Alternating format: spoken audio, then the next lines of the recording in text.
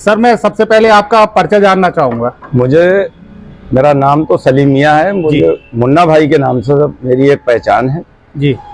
और पतंग से मैं बहुत ज्यादा शौक रखता हूँ जी काफी समय से। जी जी मुझे तकरीबन 40-45 साल हो गई पतंग को उड़ाते हुए। जी।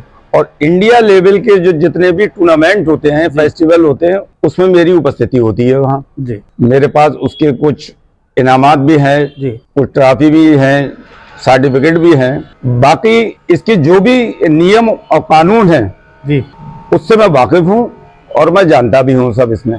सर मैं एक चीज पूछना चाहूंगा, बसंत पंचमी के शुभ अवसर पर ये प्रोग्राम रखा गया है। जी जी। तो इसके थोड़ा सा मैं नियम वगैरह के बारे में जानना चाहूंगा। देखिए, इसकी हम लोगों ने एक आपस में एक 2 लोगों की टीम बनाई है जी। उसमें हमने 6 पेज जो है जी एक टीम को दिए हुए हैं जी।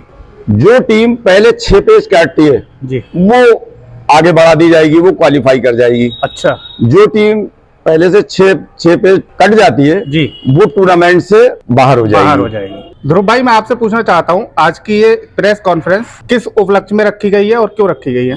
प्रेस कॉन्फ्रेंस जो एक बहाना है, असल में जो है बदायूं से ही नहीं, बदायूं जनपद से जो ये समय बसंत पंचमी आने वाली है 2 तारीख को, हम प्राय देखते थे कि पतंगों का शहर और पतंगों का माहौल हुआ करता था। इस समय पर रंग बिरंगा आकाश हुआ करता था।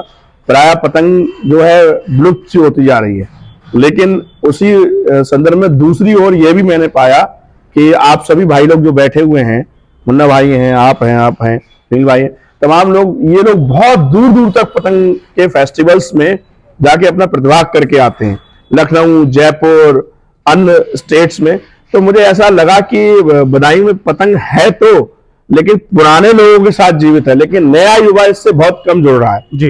तो इन लोगों से इंस्पायर होके हमने युवा मंच संगठन की टीम में अपनी एक बैठक करी। उसमें हमने निर्णय लिया कि बसंत पंचमी का उपलक्ष्य और बसंत पंचमी पर पतंग का एक जुड़ाव बनता है। तो बसंत पंचमी के उपलक्ष्य पर हम लोग एक फेस्टिवल कराते हैं, तो उसका नाम हमने दिया बसंत पंचमी फेस्टिवल 2025 जी। और उस फेस्टिवल में पतंग फेस्टिवल को भी हमने जोड़ा और उसमें पतंग प्रतियोगिता जनपद स्तरीय, बदायूं जनपद की स्तरीय एक पतंग प्रतियोगिता का आयोजन करने का निर्णय आप लोगों की सहमति से और आप लोगों के साथ मिलकर हम लोगों ने सुनिश्चित किया है, जो 1 तारीख से प्रारंभ होगा, 1 फरवरी से प्रारंभ होगा और 3 फरवरी तक चलेगा।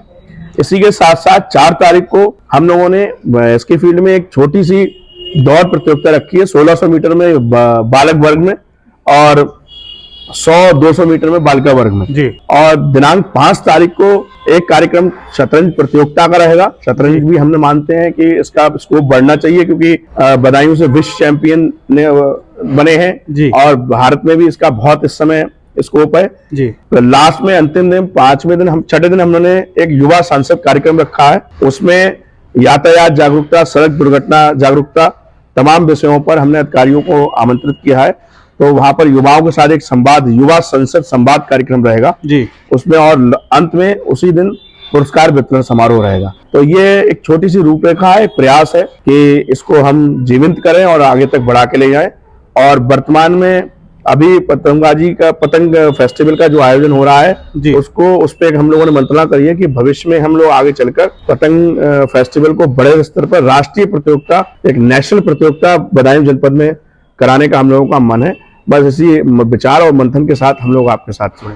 आपने पतंगबाजी की बात की तो मेरे को ध्यान आता है चाइनीज माजा, जिसकी चर्चा अक्सर सुर्खियों में रहती है जी, जो कि रोड पे चलने वाले लोगों के लिए, हमारे पक्षियों के लिए बहुत ही ज्यादा घातक है। निसंदेह आपने 2 शब्द कुछ बोलना चाहें आप? बिल्कुल, निसंदेह आपने बिल्कुल सही कहा।